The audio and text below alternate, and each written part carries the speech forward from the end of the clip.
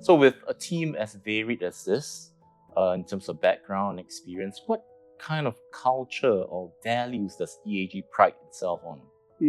I mean, look, culturally, like I said, we are very diverse, right? So culturally, we kind of get on almost like a family. We are all expatriates. So we've moved from another country, sometimes on our own, sometimes with family, and have had to settle in, you know, taking the beautiful Singapore culture and all of that sort of stuff. But internally, we very much have something in common already. So I think leading on to values as well, that naturally creates very sort of family orientated set of values. And values mean a lot to me, actually. I think one of the things internally we strive for, we always say we're striving to be the best at what we do. We want to be the very best, right? And what does that mean? Most of us have talked about this. We've discussed it at length over time. And I think in the last year or so, we've come to the conclusion the best way of summarizing that is to be the best, but always learning, okay? Always progressing. And what we say to sort of, I guess, summarize all of that is constantly being in the pursuit of excellence. And this is very much the core of our values and what drives us.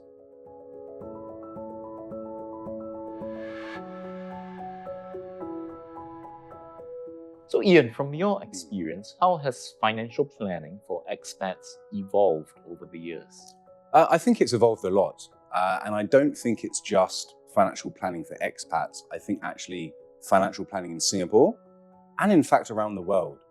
And actually, I think across all financial services, it's evolved greatly. Probably the easiest area to focus on when you talk about this is technology. I mentioned originally I was a stockbroker. Stockbroking got disrupted by the internet. Shows how old I am. But yeah, got disrupted by the internet. People could do it themselves. They didn't need a stockbroker. Now, I'm not saying that's going to happen to the financial advisory business. However, a number of years ago, we saw the rise of digital advisors, robo-advisors. Now, every conversation I have, AI comes into it. So I think it is evolving quickly. It will continue to evolve quickly, but ultimately, nothing's changed. I very much believe in the human relationship.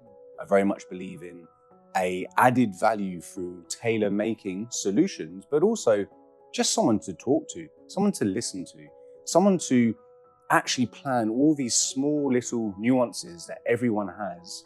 And as I said, is ever changing. So I still very much believe in the human financial advisor.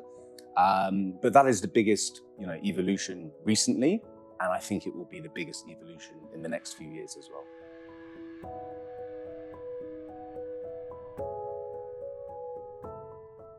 So with this rapidly changing landscape, which you have just mentioned, and being the advisory group partner here at EAG, where do you see your group in, say, the next 5 years? What's your vision of your group the next 5 years?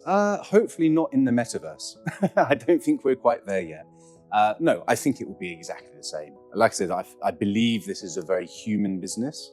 I think I would like to have more advisors and even more cultural diversity.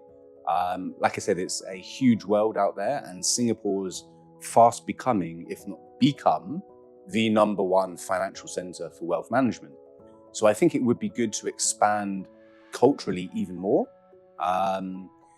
The second thing, I guess, is I think the business will evolve from a more internal perspective. And what I mean by that is I've already seen a trend in the last couple of years, and I would like to see it continue for the next 5 years in more and more fee-based financial planning. This is already a big thing in the UK, where I'm from. I know it's the way of doing it in places like Australia and also places like the US. And I think Singapore will evolve to that. And I'd much rather be ahead of the curve than behind it.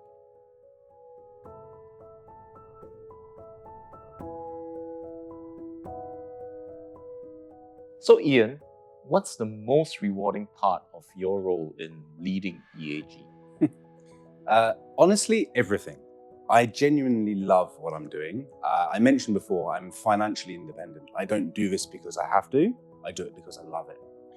The most fulfilling part is every single time I sit down and meet someone new. If there's a situation where I can help, every time I do the financial plan, I come away fulfilled already. Of course, if they actually follow the plan, that's even more fulfilling to see that journey from A to Z, from start to finish. In terms of being a leader, it's similar, actually.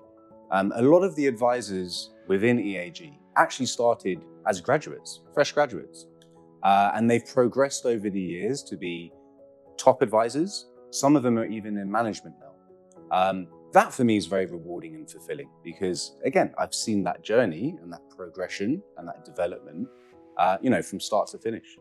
So it's a very, very fulfilling job.